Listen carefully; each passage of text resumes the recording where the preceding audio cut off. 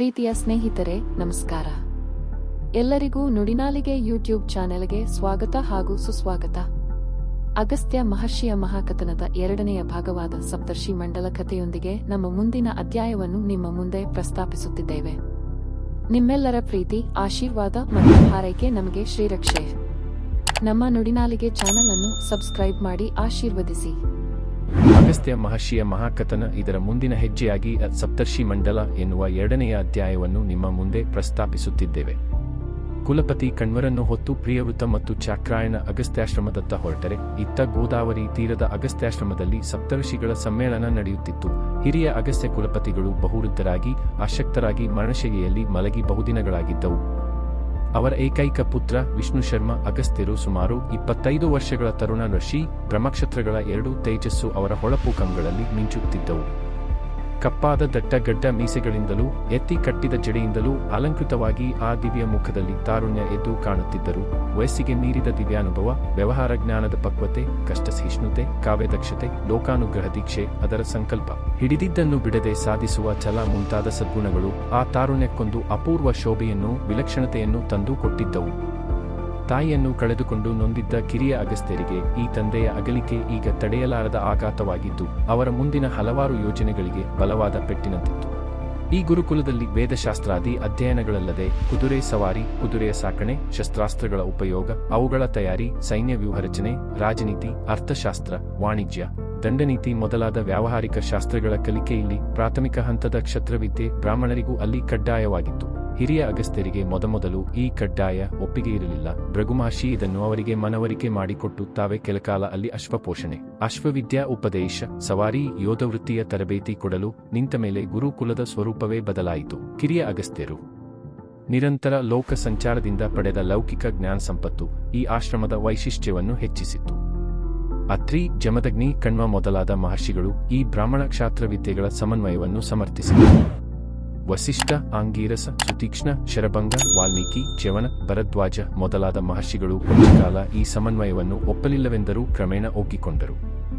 ವರ್ಷಕ್ಕೊಂದೆರಡು ಬಾರಿ ದೇಶದ ವಿವಿಧ ಭಾಗಗಳ ಆಶ್ರಮಗಳಲ್ಲಿ ಒಂದೆರಡು ಬಾರಿ ಉತ್ತಮ ಬ್ರಾಹ್ಮಣ್ಯಕ್ಕೂ ಉಜ್ವಲ ಕ್ಷಾತ್ರಕ್ಕೂ ಉತ್ತೇಜಕರಾಗಲು ಒಪ್ಪಿ ಆಗಾಗ ಸಪ್ತರ್ಷಿ ಮಂಡಲಗಳನ್ನು ನಡೆಸುತ್ತಿದ್ದರು. ಅಂಥದೊಂದು ಈ ಸಲ ಈ ಅಗಸ್ತ್ಯಾಶ್ರಮದಲ್ಲಿ ನಡೆದಿತ್ತು. ವೃದ್ಧಾಗಸ್ತ್ಯರನ್ನು ವೀಕ್ಷಿಸಲು ಸಹಸ್ರಾರು ಋಷಿಮುನಿಗಳು, ವಟುಗಳು, ಋಷಿಪತ್ನಿಯರೂ, ಸಣ್ಣ ಪುಟ್ಟ ದೊರೆಗಳು, ಆರ್ಯವರ್ತದ ಕ್ಷತ್ರಿಯ ಮುಖಂಡರು, ವಿಂಧ್ಯದ ಅಂಚಿನ ಅರಸರು, ವಣಿಕ ಶ್ರೇಷ್ಠರು, ಸಹಸ್ರಾರು ಶಿಷ್ಯರು ಅಲ್ಲಿಗೆ ಆಗಮಿಸಿದ್ದರು. ಕುಲಪತಿ ಕಣ್ವರ್ಷಿಗಳು ಇನ್ನೂ ಏಕೆ ಬರಲಿಲ್ಲವೆಂದು ಉಳಿದವರು ಚಿಂತಾಕ್ರಾಂತರಾಗಿದ್ದರು. ವಾನಪ್ರಸ್ಥ ದೀಕ್ಷೆ ಪಡೆದ ವೃದ್ಧ ಭೃಗುಮಹರ್ಷಿಗಳು ಎಲ್ಲರನ್ನುದ್ದೇಶಿಸಿ, ಸನಾತನ ಧರ್ಮಕ್ಕೆ ಎದುರಾಗಿರುವ ಸಂಕಟ ಮತ್ತು ಆರ್ಯಾವರ್ತದ ಸೂರ್ಯಚಂದ್ರವಂಶೀಯ ದೊರೆಗಳು ದುರ್ಬಲರಾಗಿದ್ದು, ನಮ್ಮ ಕುಲಗಳು, ಆಶ್ರಮಗಳು ಅವರಿಂದ ರಕ್ಷಣೆ ಅಪೇಕ್ಷಿಸುವ ಕಾಲ ಹೋಯಿತು. ಸೋಮವಂಶದ ಸಹಸ್ರಾರ್ಜುನ ನರ್ಮದಾ ನದಿ ತೀರದ ಮಾಹಿಷ್ಮತಿಯವನು ಬ್ರಾಹ್ಮಣ್ಯದ ವಿರುದ್ಧವೆಂಬಂತೆ ನಡೆಯುತ್ತಿದ್ದಾನೆ. ತೀರ ದಕ್ಷಿಣದಲ್ಲಿ ಪುಲಸ್ತ್ಯ ವಂಶದ ಬ್ರಾಹ್ಮಣರೇ ಬ್ರಾಹ್ಮಣ್ಯದ ವಿರುದ್ಧ ನಿಂತು ದುಷ್ಟ ಆಡಳಿತ ನಡೆಸಲಾರಂಭಿಸಿದ್ದಾರೆ. ಕಿಷ್ಕಿಂಧೆಯ ವಾನರ ದೊರೆ ಅವರಿಗೆ ಮಿತ್ರನಾಗಿರುತ್ತ ಬ್ರಾಹ್ಮಣ ಸಂಸ್ಕೃತಿ ವಿಂಧ್ಯೆಯನ್ನು ದಾಟಿ ದಕ್ಷಿಣಕ್ಕಿಳಿಯದಂತೆ ತಡೆಯುತ್ತಿದ್ದಾನೆ. ಕೂಟಯುದ್ಧ ವಿಶಾರದನಾಗಿ ದಿನಕ್ಕೊಬ್ಬ ಕುಲಪತಿಯನ್ನು ಅಪಹಾರ ಮಾಡಿ ಸಾಯಿಸುತ್ತಿದ್ದಾನೆ. ಮೊನ್ನೆ ವಸಿಷ್ಠಾಶ್ರಮದ ನೈಷ್ಠಿಕ ಬ್ರಹ್ಮಚಾರಿ ಸತ್ಯಶ್ರವನು ನಾಪತ್ತೆಯಾದ. ಈ ಒಂದೇ ವರ್ಷದಲ್ಲಿ ವಸಿಷ್ಠಾಶ್ರಮದಲ್ಲಿಯೇ 197 ಮಹರ್ಷಿಗಳು ಕಾಣೆಯಾಗಿದ್ದಾರೆ. ಭರದ್ವಾಜಾಶ್ರಮದಲ್ಲಿ ಹೋದ ತಿಂಗಳು 20 ಋಷಿಗಳು ವಿಚಿತ್ರ ರೀತಿಯಲ್ಲಿ ಕೊಲ್ಲಲ್ಪಟ್ಟರು. ಕಾಲಕೇಯರೆಂಬ ಸಮುದ್ರದಾಚೆಯ ಅಸುರರು ಈಗ ಈ ವಿಂಧ್ಯಾವಳಿ ಪ್ರದೇಶದಲ್ಲಿ ಆಶ್ರಯ ಪಡೆದು ರಾತ್ರಿಯೆಲ್ಲ ವೃಕ್ಷಾಶ್ರಮಗಳನ್ನು ಸುತ್ತುತ್ತಾ ಲೂಟಿ ಮಾಡುತ್ತಿರುವರಂತೆ. ಸುಸಜ್ಜಿತ ಜನಹಿಂಸಕ ತಂಡಗಳು ಹೀಗೆ ಶಾಂತಿಪ್ರಿಯರಾದ ತಪಸ್ವಿಗಳಿಗೆ ಚಿತ್ರಹಿಂಸೆ ಮಾಡುವುದೆಂದರೇನು ಎಂದು ಗುಡುಗಿದರು. ಹಾಗೆ ಮುಂದುವರೆಸಿ, ಋಷಿಪತ್ನಿಯರಿಗೂ ಪುತ್ರಿಯರಿಗೂ ಉಪದ್ರವ ತಪ್ಪಿಲ್ಲ. ಮಾನಭಂಗಕ್ಕೊಳಗಾಗಿ ಆತ್ಮಹತ್ಯೆ ಮಾಡಿಕೊಂಡ ಋಷಿಪುತ್ರಿಯರು, ಚಿತ್ರಹಿಂಸೆಗಳಿಂದ ಸತ್ತ ಋಷಿಪತ್ನಿಯರು ಲೆಕ್ಕವಿಲ್ಲವಾಗಿದ್ದಾರೆ. ಹೀಗೆ ಬಿಟ್ಟರೆ ಆಧ್ಯಾತ್ಮ ಜ್ಞಾನ ಪಡೆಯಲು ಮುಂದಿನ ಪೀಳಿಗೆ ಇಲ್ಲವಾಗುತ್ತದೆ.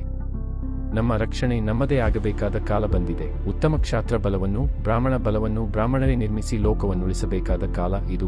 ನಮ್ಮ ಯುವಕರು ಹೆಚ್ಚು ಸಂಖ್ಯೆಯಲ್ಲಿ ಈ ಅಗಸ್ತ್ಯಾಶ್ರಮದ ನೂತನ ವಿದ್ಯಾಪದ್ಧತಿಯನ್ನನುಸರಿಸಿ ಶಸ್ತ್ರಶಾಸ್ತ್ರಗಳೆರಡರಲ್ಲೂ ತರಬೇತಿ ಹೊಂದಲೇಬೇಕು ಎಂದು ಹೇಳಿ ತಮ್ಮ ಮಾತನ್ನು ಮುಗಿಸಿದರು. ಇದಾದ ಬಳಿಕ ಕಿರಿಯ ಅಗಸ್ತ್ಯರಾದ ವಿಷ್ಣು ಶರ್ಮರು ಹೊರಬಂದು ವೇದಿಕೆಯ ಮೇಲೆ ಆಸೀನರಾಗಿದ್ದ ಸಭಾಧ್ಯಕ್ಷ ಆಂಗೀರಸರಿಗೆ ಸಾಷ್ಟಾಂಗ ನಮಸ್ಕರಿಸಿ, ಬ್ರಹ್ಮನಿಷ್ಠರೇ, ಭೃಗುಮಹರ್ಷಿಗಳ ಮಾತು ಅಕ್ಷರ ಸಹ ಸತ್ಯ. ವಿಂಧ್ಯ ಹಿಮಾಚಲಗಳ ನಡುವಿನ ಆರ್ಯಾವರ್ತದಲ್ಲಿ ದಕ್ಷಿಣದ ಅಸುರ, ದಾನವ, ದೈತ್ಯ ಪ್ರಭೇದಗಳ ಸಂಸ್ಕೃತಿ ದ್ವೇಷಿಗಳ ಪ್ರವೇಶ ಸುವ್ಯವಸ್ಥಿತವಾಗಿ ಆಗುತ್ತಿದೆ.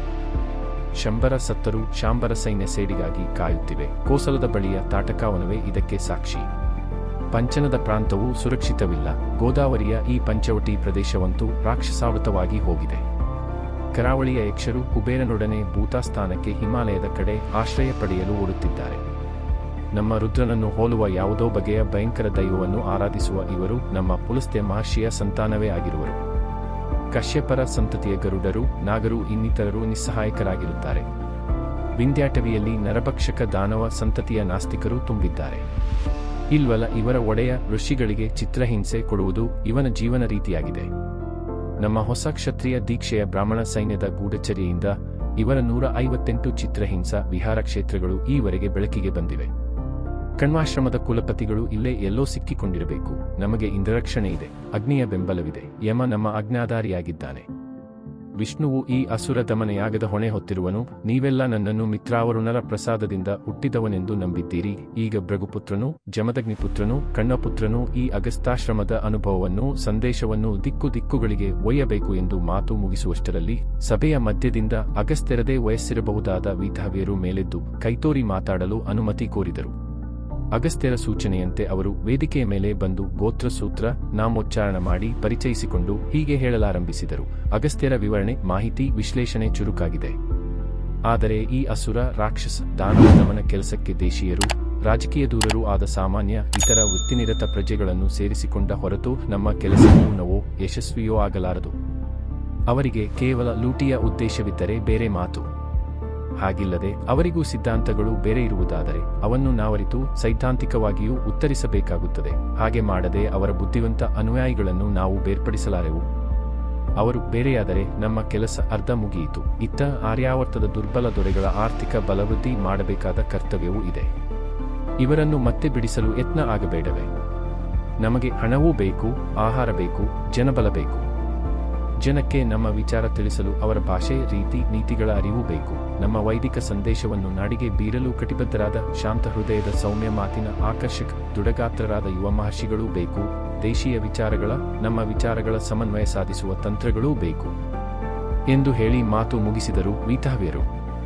ಈ ಮಧ್ಯೆ ಶಾಂಡಿಲ್ಯರು, ಶೌನಕರು ಏಕಕಾಲಕ್ಕೆ ಮೇಲೆದ್ದು ಏನೋ ಹೇಳಲು ತವಕಿಸಿದರು.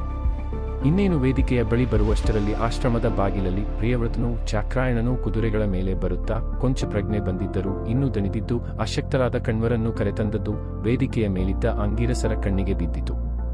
ಅರ್ಘ್ಯ ಅರ್ಘ್ಯ ಎಂದು ಅವರು ಆಣತಿ ಇತ್ತೊಡನೆಯೇ ಕಿರಿಯ ಅಗಸ್ತ್ಯರೇ ಆಶ್ರಮದ್ವಾರಕ್ಕೆ ಧಾವಿಸಿದರು.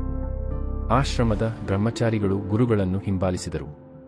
ಅಶಕ್ತರಾಗಿದ್ದ ಕಣ್ವರನ್ನು ಆಶ್ರಮದ ಶಿಷ್ಯರು ನಾಜೂಕಾಗಿ ಏಕಾಂತವಾದ ಆಶ್ರಮವೊಂದರಲ್ಲಿ ಇರಿಸಿ ಚಿಕಿತ್ಸೆಗೆ ತೊಡಗಿದರು. ಮುಂದೆ ಆಶ್ರಮದಲ್ಲಿ ಕಣ್ವ ಋಷಿಗಳಿಗೆ ಹೇಗೆ ಔಷಧೋಪಚಾರಗಳು ನಡೆದವು ಮತ್ತು ಇಲ್ವಲ ಮಹಾರಾಜನ ದೂರ್ತರು ಏನೆಲ್ಲ ಕೃತ್ಯಗಳನ್ನೆಸಗಿದರು ಎಂದು ಮುಂದಿನ ಭಾಗದಲ್ಲಿ ಪ್ರಸ್ತಾಪಿಸುತ್ತೇವೆ. ಇದೇ ರೀತಿಯ ಪುರಾಣ ಕಥೆಗಳಿಗಾಗಿ ನಮ್ಮ ನುಡಿನಾಲಿಗೆಯ ಚಾನಲ್ ಅನ್ನು ಸಬ್ಸ್ಕ್ರೈಬ್ ಮಾಡಿ. ಧನ್ಯವಾದಗಳು.